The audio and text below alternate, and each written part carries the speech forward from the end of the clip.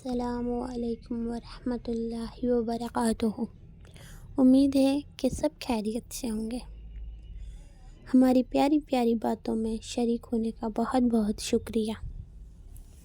ایسے ہی ہمارے ساتھ جڑے رہیں، مزید باتیں ہم آپ کو اسلام کے بارے میں، دین کے بارے میں بتاتے رہیں گے۔ آج کی بھی ہماری کچھ حدیث ہی ہیں، جیسے کہ ہم نے لاسٹ ویڈیو میں آپ کو حدیث کے بارے میں بتایا کہ مسجد میں داخل اور نکلنے کی حدیث، کہ اس میں کیا کیا کرنے چاہیے، کیا کیا آداب ہیں، اور تحیۃ المسجد کے بارے میں بھی بتایا۔ ہر چیز کے تحیۃ المسجد کیا ہے، اس کے کیا معنی، ہر چیز اس میں ہم نے آپ کو واضح کھول کر بیان فرما دی۔ آج کی جو ہماری حدیث ہے وہ ہے اذان کا جواب اور اس کے بعد کی دعا۔ اکثر لوگ ہمارے معاشرے میں جن کو معلوم ہے، سوائے ان کے اور کوئی بھی اذان کا احترام نہیں کرتا۔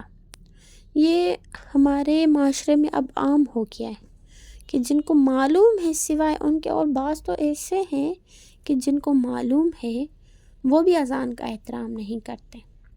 اذان کا احترام کے بارے میں ہم حدیثیں پڑھیں گے۔ اذان کا احترام کے ٹائم تو بعض لوگ ایسے ہوتے ہیں جو بالکل ہی ناسمجھ ہوتے ہیں، جن کو بالکل ہی معلوم نہیں، تو وہ تو اپنے، اگر ان کے ہاتھ میں کوئی چیز ہوگی، کوئی کام کر رہے ہوں گے یا کسی سے بات کر رہے ہوں گے، تو وہ بات کرنا بھی 5 منٹ، اذان کتنی دیر ہوتی ہے؟ زیادہ سے زیادہ 2 منٹ، 3 منٹ، 4 منٹ، چلو 4 منٹ تو آپ بس کر سکتے ہیں نا۔ کسی چیز سے، کسی کام سے ہٹ کر صرف اذان سن سکتے ہیں نا۔ اگر آپ کو اذان کا جواب نہیں دینا آ رہا تو جواب دیں، خدا را جواب دیں اذان کا۔ میں آپ کو اذان کے بارے میں کچھ حدیث ہے وہ بیان فرماتی ہوں، ذرا غور سے سنیے گا۔ ان عمر قال قال رسول اللہ صلی اللہ علیہ وسلم، حضرت عمر سے رضی اللہ تعالی عنہ سے روایت ہے کہ رسول کریم صلی اللہ علیہ وسلم نے فرمایا، اذا قال المؤذن اللہ اکبر، اللہ اکبر، کہ جب مؤذن کہے اللہ اکبر، اللہ اکبر، فقال احدکم، تو تم میں سے بھی ہر ایک کہے اللہ اکبر، اللہ اکبر، ثم، پھر قالو، کہے مؤذن کہ اشہد ان لا الہ الا اللہ، جب مؤذن کہے اشہد ان لا الہ الا اللہ، قال، تو تم کہو اشہد ان لا الہ الا اللہ، ثم، پھر مؤذن جب کہے جب مؤذن پھر کہے اشہد ان محمد رسول اللہ، تو تم بھی کہو اشہد ان محمد رسول اللہ۔ مطلب اذان کا جواب جیسے ہی مؤذن یہ کہہ کر چپ ہو جائے، 2 سیکنڈ 3 سیکنڈ کے لیے مؤذن چپ ہو جاتا ہے، تو اس کے بیچ میں آپ جلدی سے اس کے اذان کا جواب دے دو۔ وہ جب کہے اللہ اکبر، تو آپ بھی کہو اللہ اکبر واللہ اکبر۔ جب وہ کہے اشہد ان لا الہ الا اللہ، تو آپ بھی کہو اشہد ان لا الہ الا اللہ۔ وہ کہے اشہد ان محمد رسول اللہ، آپ بھی کہو اشہد ان محمد رسول اللہ۔ ثم، لیکن یہاں پہ تھوڑا ہے، جب مؤذن کہے حی علی الصلاۃ، تو آپ کو لا حول ولا قوت الا باللہ، ثم، پھر قال، وہ کہے گا حی الفلاح۔ پھر جب مؤذن کہتا ہے حی الفلاح، تو آپ کہو لا حول ولا قوت الا باللہ۔ بس اذان میں جواب وہی دینا ہے جیسا مؤذن کہہ رہا ہے، لیکن تھوڑا یہاں پر حی الصلاۃ اور حی الفلاح کے وقت آپ کو کہنا ہے لا حول ولا قوت الا باللہ۔ ثم، پھر وہ کہے اللہ اکبر واللہ اکبر، تو آپ کہو اللہ اکبر واللہ اکبر۔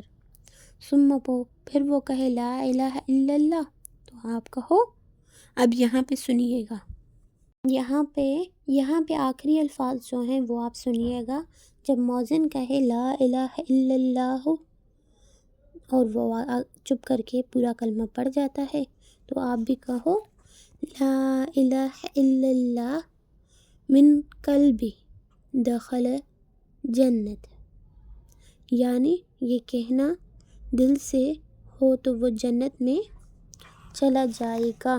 اس کا مقصد یہی ہوا کہ جو بندہ دل سے مطلب جو کام کر رہا ہے، جو کچھ بھی کر رہا ہے، چاہے موبائل چلا رہا ہے، چاہے کچھ بھی، عورتیں اپنے گھر کا کام کر رہی ہیں، مرد اپنے باہر کا کام کر رہے ہیں، بچے اپنے بکس پڑھ رہے ہیں، جو بھی کر رہے ہیں ان تمام چیزوں کو بند کریں۔ حتیٰ کہ قرآن پاک کے لیے بھی ہے کہ جب اگر کوئی پڑھ رہا ہے تو وہ بند کر دیجئے، اذان سنیں، اذان کا جواب دیں، اذان کا جواب دیں، وہ بھی دل سے سکون سے سنیں اور اس کا جواب دیں۔ اگر جس بندے نے ایسا کیا تو وہ جنت میں، جس نے دل سے کہا تو وہ جنت میں جائے گا۔ اذان کے دو پہلو ہیں۔ یہ کہنا چاہیے کہ اذان دو حیثیتوں کا جامعہ ہے۔ ایک یہ کہ وہ نماز با جماعت کا اعلان اور بلاوا ہے جس میں وہ بلاتا ہے حی علی الصلاۃ حی علی الفلاح۔ دوسرا یہ کہ وہ ایمان کی دعوت و پکار اور دین حق کا منشور ہے، دین کی دعوت دیتا ہے، ایمان کی حالت میں پکارتا ہے وہ کہ آئے نماز کی طرف، آئے کامیابی کی طرف۔ پہلی حیثیت سے اذان سننے والے وہ ہر مسلمان کے لیے ضروری ہے کہ اذان کی آواز سنتے ہی نماز میں شرکت کے لیے تیار ہو جائے اور ایسے وقت مسجد میں پہنچ جائیں کہ جماعت میں شریک ہو جائیں۔ یہ نہ کہ بھائی اذان تو اب مل رہی ہے، بعد میں ہم جائیں گے جب اللہ اکبر ہوگا، جب مولوی اللہ اکبر کہے گا نا نماز کے لیے، پھر ہم بھاگتے ہوئے جائیں گے۔ نہیں، اس کے بارے میں بھی نبی اکرم صلی اللہ علیہ وآلہ وسلم نے فرمایا ہے کہ جو نماز کو دیر کر کے، اگر عصر کی نماز کو مثال دی ہے کہ اگر عصر کی نماز کو دیر کر کے پڑھتا ہے نا اگر کوئی بندہ کہ بھائی تھوڑا سورج کم ہو جائے، جان پوچھ کے جو کام کر رہا ہے اس کے لیے نہیں، جان پوچھ کے جو بندہ فارغ ہے وہ عصر کی نماز پڑھتا ہے نا ایسے کہ تھوڑا وقت گزر جائے، تھوڑا وقت گزر جائے، تھوڑا وقت گزر جائے، پھر جب دیکھتا ہے کہ ٹائم اب گزرنے والا ہے، جلدی جلدی سے اٹھک بیٹھک کر کے اور نماز پوری ہو جاتی ہے۔ تو نبی کریم صلی اللہ علیہ وآلہ وسلم نے اس کے بارے میں فرمایا ہے کہ وہ نماز مرغی کے ٹھونگوں کی طرح ہے کہ مرغی اٹھتی بیٹھتی ہے نا، بس ٹھونگے مارتی ہے وہ نیچے منہ کر کے، تو بس وہ اسی طرح ہی ہے، اس کی مثال دی ہے۔